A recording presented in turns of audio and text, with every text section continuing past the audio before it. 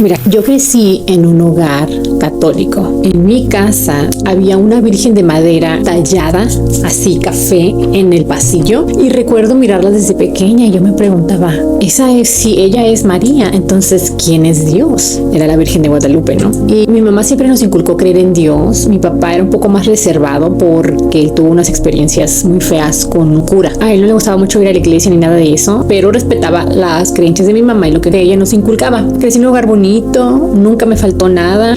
Me acuerdo que me habían inscrito en unas clases de primera comunión. Y me acuerdo que el cura me dijo que yo no iba a poder hacer mi primera comunión porque no me aprendí el credo ni el Ave María. Me acuerdo que ese día me fui caminando para mi casa y me acuerdo que yo iba pensando, Dios no me quiere, Dios es condicional, solo me acepta si hago las cosas bien y si me aprendo las cosas de memoria. Entonces desde ahí crecí creyendo que Dios sí existía, pero que no teníamos una relación, que era algo lejano, algo distante. Y ese día algo dentro de mí se quebró.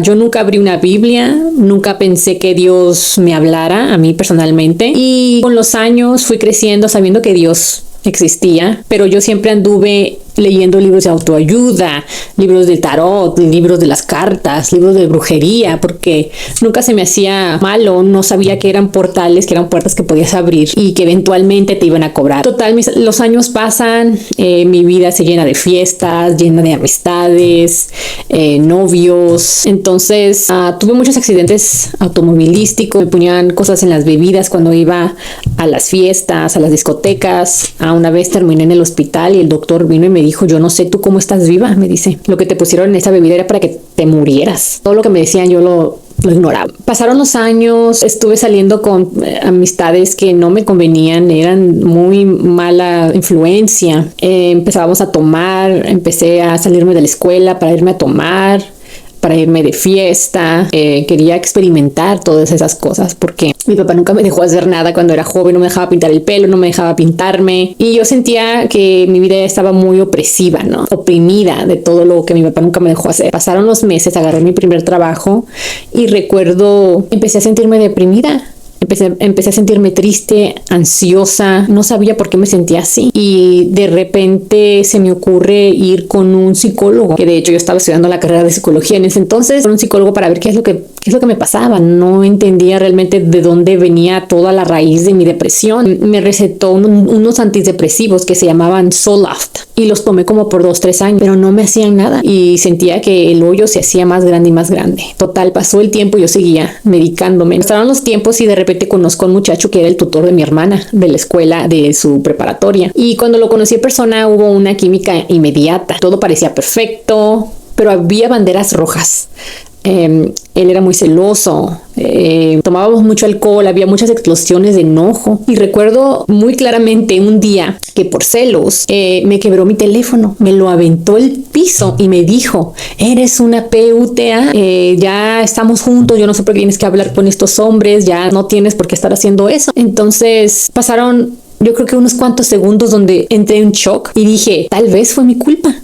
Tal vez lo que dice es real. Tal vez yo no debo de estar hablando con alguien y tal vez realmente soy una PUTA por lo que he estado haciendo. Total, lo dejé pasar, lo ignoré. A los 3 meses quedo embarazada y decidimos casarnos. Entonces fuimos con nuestros papás y les dimos la noticia de que yo estaba embarazada y que decidimos casarnos. Entonces en ese momento que decidimos casarnos también decidimos irnos a vivir juntos a un apartamento. Pasan 2-3 meses en lo que estábamos planeando nuestra boda, que tenemos una discusión.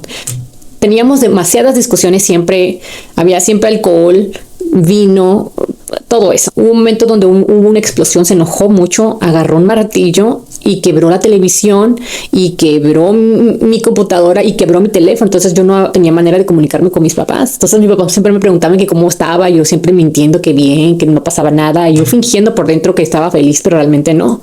Pero yo pensaba, ya estoy embarazada, me tengo que casar, ¿no? Total, pasa todo eso, yo les hablo a mis papás y les digo, necesito que vengan a recogerme porque se está volviendo loco, ¿no? O sea, y ya les platiqué todo lo que estaba pasando. Y mi papá me dice una noche, me dice, ¿sabes qué? No te cases con él, me dice. Yo a él le veo una nube muy, muy negra. Y yo me quedé pensando y lo ignoré. Al final nos casamos y ahí es en donde empezó la etapa más oscura de mi vida. Hubo un día que tuvimos una discusión en la casa de sus papás y yo nada más me volteé y le di la espalda porque ella no quería discutir. Y me empieza a ahorcar, me empieza a ahorcar y yo empiezo a gritar y vienen sus papás y les digo, quiero hablar a la policía porque esto ya no es normal, su hijo me va a matar. Y me dijeron, no, no le llames a la policía porque pues la niña no va a tener a su papá. Me dice, arreglen mejor sus problemas. Así es que como ellos lo normalizaron y yo no sabía qué onda allá, yo ya vivía en un aislamiento total. No podía ver a mi familia, no podía hablar con ellos.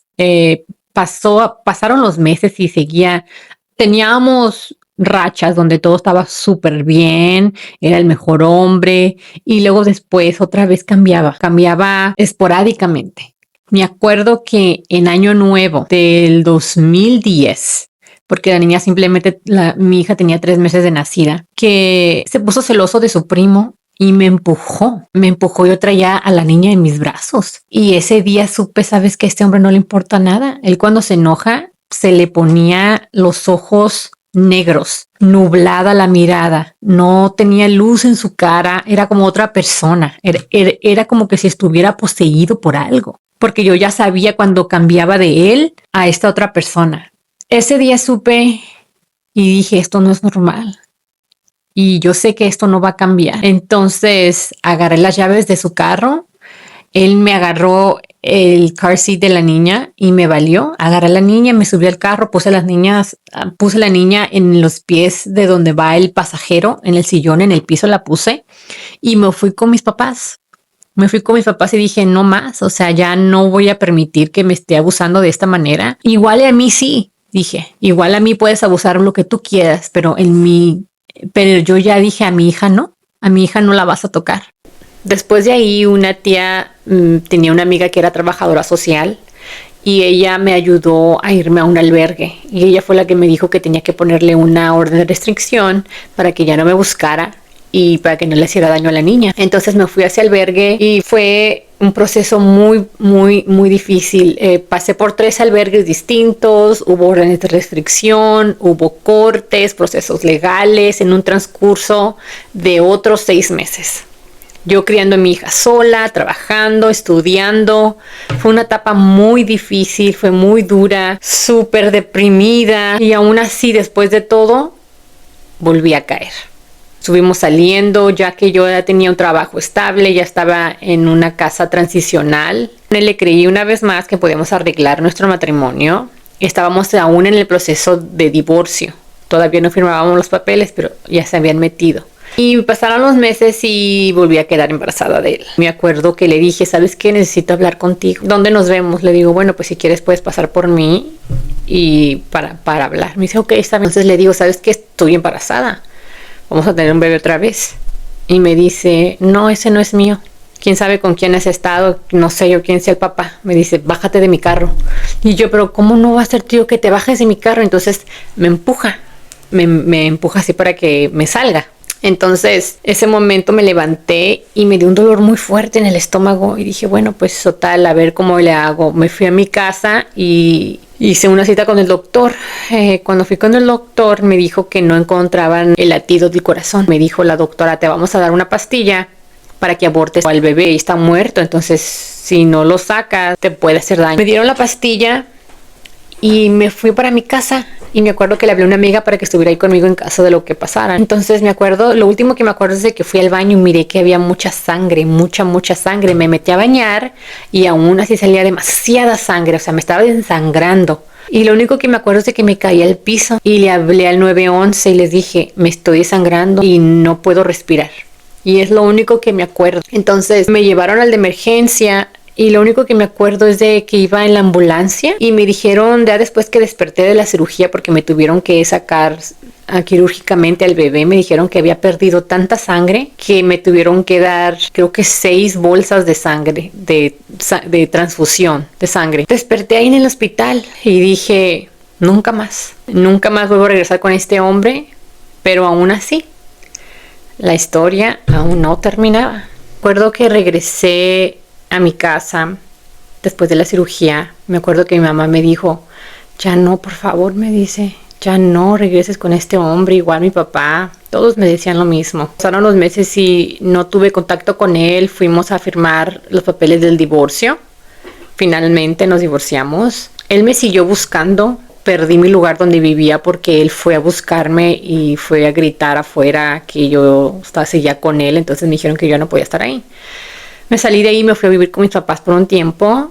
Y de ahí agarré yo mi propio apartamento. Así él a veces me iba y me visitaba para ver a la niña. Y a veces salíamos. Él todavía quería que arregláramos las cosas. Pero seguía el abuso, pero yo ya no dependía de él. Yo ya no le creía. Pero muy dentro de mí yo todavía tenía esperanza que tal vez él iba a cambiar. Tal vez podríamos crear algo juntos por nuestra hija. Pero pasaba el tiempo y él seguía abusando. Seguía siendo parte de mi vida. Yo agarro un trabajo y ahí conozco a una amiga que trabajaba ahí conmigo, que era Saray Rivera. Y ella me invita a su iglesia con su papá. Y yo fui, sin saber que Dios ya me estaba esperando. Me acuerdo que me invitó a una convención que era, y yo me acuerdo que estaba sentada en una de las sillas y ella estaba al lado mío con su cuñada y con una amiga y estaban hablando el pastor que si queríamos pasar hacia enfrente, ¿no? Al altar. Yo traía un dolor de cabeza muy fuerte. Sentía como que algo... O sea, yo por dentro de mí ya quería irme de ahí. Algo que me decía, sal de ahí, corre rápido porque esta gente está loca, ¿no? Que estaban hablando en lenguas y yo todavía no entendía lo que eso significaba. Y total que me dice Sarai, vamos para que te recibas el Espíritu Santo. Y yo, pues, ¿qué es eso? Y yo me acuerdo que traía nudos en el estómago, me sentía cansada, tenía dolor de cabeza. Total que voy hacia enfrente y el pastor viene hacia mí y me empieza a poner la mano en la cabeza y empiezan a orar por mí todos. Y pone la mano ella y pone la mano todos los de la iglesia me empiezan a poner la mano en la cabeza y me empiezan a decir que al Dios te ama, que entregue la vida a Jesucristo. Y lo único que me acuerdo es que en ese momento yo sentí el amor de Dios como nunca jamás lo había sentido. Era una cosa sobrenatural. Me acuerdo que yo caí de rodillas. Y al yo caer de rodillas totalmente así con la cara en el piso, me acuerdo que yo vi las sandalias de Jesucristo y le miré los pies. Y yo sentía su amor en mi estómago como río de agua viva. Y yo estaba llorando, estaba alabándolo, estaba hablando en lenguas por primera vez. Y yo me acuerdo muy claramente que yo le decía, Jesús te amo, le decía, gracias por perdonarme todo lo que yo he hecho en mi vida, gracias por darme una vida nueva, que aunque sé que estoy en sufrimiento, yo sé que tú me vas a redimir, yo sé que tú vas a estar ahí, yo sé que tú me vas a ayudar a pasar por todo eso. Y yo me acuerdo que desde ese día ya no fui la misma y la semana siguiente invité a toda mi familia para que viniera a mi bautizo. Y ese día dediqué a mi hija. Mi familia estuvo ahí para presenciar todo. Pero Dios me pidió algo más. Él me pidió obediencia. Yo estaba viviendo con un novio que me había buscado. Después de que me bauticé le dije, ¿sabes qué? Le digo, ya no podemos estar viviendo juntos porque esto no es lo que Dios quiere. Entonces yo me fui con mi papá hace un tiempo y le dije, pues hay que pensar qué es lo que vamos a hacer. Pasaron meses y él me dijo, ¿sabes qué? Vete a vivir a una casa que tengo y de ahí vemos a ver qué hacemos. Entonces dije, ok, está bien. Entonces yo estuve viviendo ahí en su casa por unos cuantos meses hasta que él una vez vino y me dijo que la relación ya no iba a funcionar, que yo ya tenía una hija, me dijo. Tú ya tienes una hija y que si nosotros tenemos nuestros hijos, pues va a ser muy difícil para ellos, de que Ivana se vaya y de que ella regrese, o sea, Ivana, mi hija. Y yo por dentro así como que, ¿es en serio? Y luego me dijo, y luego también tú con tu ex, todos los problemas que tienes y no sé qué. Y bueno, pues dije, está bien. Dije, Dios, si esto es lo que tú quieres, pues así va a ser. Yo ya me sentía cansada, yo ya me sentía muy mal. Yo ya estaba totalmente desilusionada de la vida, ya estaba al borde realmente de ya querer desaparecer, porque era muy difícil. Hasta que un día estaba ya cansada, estaba rota y me arrodillé. Me acuerdo que me fijé hacia la ventana y tenía un bulto de ropa sucia en el piso, me acuerdo, porque tenía mucho que no lavaba por mi estado emocional. Miré el bulto de ropa sucia y voy y me tiro de rodillas ahí y agarro la ropa y le digo, Jesucristo, yo ya no puedo más. Le digo, te doy mi vida por completo y haz con ella lo que tú quieras, le dije. Yo ya no puedo seguir con esta ansiedad, yo ya no puedo seguir con este dolor, yo ya no puedo seguir con esta vida quebrantada, esto que no es vida, este sufrimiento de ver que no tengo nada, que ya perdí todo, que todas mis decisiones han sido malas. O sea, ¿qué es lo que yo he hecho o qué es lo que no he hecho? No te he complacido, no he caminado por el camino correcto. Le digo, perdóname, pero enséñame. Le digo, enséñame, haz lo que tú quieras con mi vida. Entonces, perdón.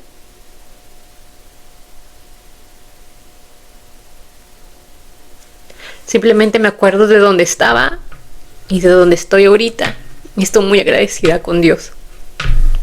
Pero entonces, después de que pasaron meses, yo me estaba sanando espiritualmente. Yo era a la iglesia con mi amiga. Su papá me ayudó mucho, me invitaban a su casa y me daban pláticas de lo que era tener una relación con Jesús, me ministraban. Pero yo ya estaba divorciada del papá de mi hija, yo ya le había dicho que ya no quería regresar con él y terminé con esa relación por completo. Se me hizo muy difícil, pero yo seguí adelante. Después de meses de sanidad, abrí una cuenta cristiana de citas. En Christian Mingle se llamaba. Y conocí a un hombre ahí. Recuerdo la primera vez que él me mandó un mensaje. Me dice, hola, ¿cómo estás? Y yo, bien, gracias. Y me fijé cuántos años tenía. Tenía 26 años y yo tenía 30. Entonces dije, no, yo ya sé qué quiere. Yo no tengo tiempo para esto, ¿no? Y lo ignoré y pasaron meses. No, unos 2 meses y me seguía buscando y me seguía mandando mensajes y yo lo seguía ignorando hasta que un día me dice, oye, dame una oportunidad, me dice, te quiero conocer, no quiero nada, no te quiero lastimar, simplemente quiero conocerte. Y yo lo ignoraba, pero total que él me dijo, este es mi número de teléfono, me dice, si tú me quieres marcar o me quieres mandar un mensaje, este es mi número. Si no quieres, está bien, no hay problema. Entonces pasaron semanas y dije, bueno, le voy a mandar un mensaje. No pierdo nada. Y le mando un mensaje. Le digo, hola, un mensaje de texto. Le digo, hola, ¿cómo estás? Que yo soy Lili, que te acuerdas de esta página de Christian Mingle. Me dice, sí me acuerdo. ¿Cómo estás? Y yo, bien, ok. Y así estuvimos mandándonos mensajes como por unas 2 semanas. Y luego después dije, bueno, le voy a marcar. Y ya como a las 2-3 semanas le marco, le digo, hola, soy Lili, porque él pues me dijo que si yo no me sentía a gusto, o si yo me sentía forzada a una relación, pues que no me sentía forzada, ¿no? Total, pasaron meses conociéndonos, hablándonos por teléfono, texteándonos y eventualmente me dice, oye, vamos a conocernos en persona, ¿no? Y yo pues nerviosa porque dije, bueno, está bien, pero pues nunca me imaginé que iba a ser algo real, ¿no? Después de todo lo que ya me había pasado. Entonces me dice, vamos a conocernos en Cheesecake Factory, ¿no? En el restaurante. Entonces digo, ok, está bien. Bajo del carro y voy caminando hacia el restaurante. No lo veo y veo un muchacho que trae un suéter y una capucha y trae las manos adentro del pantalón así y pues no lo vi como de mucha confianza y me dio miedo. Y cuando ya iba caminando me regreso y ahí es donde él me dice, Lili, y yo me volteo y lo veo y me quedo. Este es con el hombre que me voy a casar. Este es mi esposo. Y ya entramos a Cheesecake y estuvimos ahí por 5 horas platicando al punto que ya iban a cerrar y nos dijeron que debemos irnos para atrás donde está el área de postres.